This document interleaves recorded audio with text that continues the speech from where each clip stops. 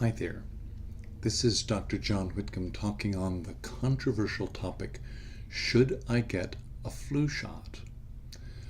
This is a pretty bad flu season. And in the world I come from, there's a bit of skepticism about the effectiveness of influenza vaccinations. And in fact, there's quite a movement to avoid them, that they don't do much and they just inflame things. But I'm interested in a couple conundrums, and I think there's some confluence of events that comes together that explains things. My belief is you should get a flu shot, but not quite for the reasons that the CDC recommends. Here goes my logic. Through just about all of recorded history, we have had influenza epidemics in which the flu mutates and changes. And influenza travels between birds and pigs and humans, and so it has enough reservoirs that the DNA can get altered somewhere along the line. And every 30 years it becomes unbelievably aggressive. And when it does that, we have mega epidemics in which millions of people are killed. That last happened in 1918. We've had a couple little slight bumps in the road since then, but we haven't had a mega epidemic of that proportion. And in that epidemic, there's descriptions of young people who had never had influenza, particularly like young soldiers in World War II, who had come off the Kansas prairie where they'd never had flu, and now exposed to flu, died within hours. Their lungs literally filled up with fluid in what's called a cytokine storm. That's the same thing you see with sepsis and folks who die from infections in hospitals. Now, we don't get that same influenza effect in the regular flu season. Most people just get what looks like a really bad cold. And the only people who die from it are very young children or very frail elderly.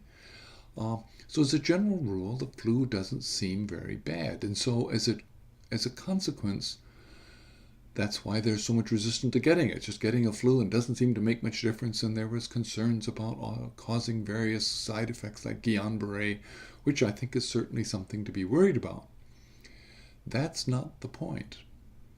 To me, I was an emergency physician, and what you see every year, if you look at mortality, is the emergency departments are crushed for the couple weeks of a flu or a month of a flu epidemic. And they aren't crushed with just the flu, they're crushed with everything. The frail elderly have a huge spike in their mortality from congestive heart failure, pneumonia, heart attacks, strokes, you name it. They're dying from it. The death certificate doesn't say the flu. You can only find the 65,000 deaths that CDC happens by extrapolating and saying these excess deaths happened during the flu epidemic, therefore they have to be attributed to it. And I believe that. Reason for that is influenza ignites the innate immune system. It makes that cytokine storm that we typically can't measure, so we don't see. And the reason to get a flu shot is you're training your very primitive, not very effectively focused innate immune system, so that you have a library of immune cells that your innate system can have some conversation with and modify your risk of getting it. So the flu shot may be only 10% effective in Australia, maybe 50% effective in any given year. You certainly increase its effectiveness by taking vitamin D along with it and having enough vitamin D for your immune system to mature. That study was done in Japan with school children. But basically, the reason I want you to get a flu shot is not for this year's influenza, though cutting down on death is a very valuable thing. It's for the mega epidemic that hasn't happened in 100 years. We're now celebrating 100 years from influenza, and the reason we don't keep getting the flu is because we, the human race, have started getting flu shots. Do they work on the individual? No. Have we had an epidemic where 25 million have been killed in 3 or 4 months?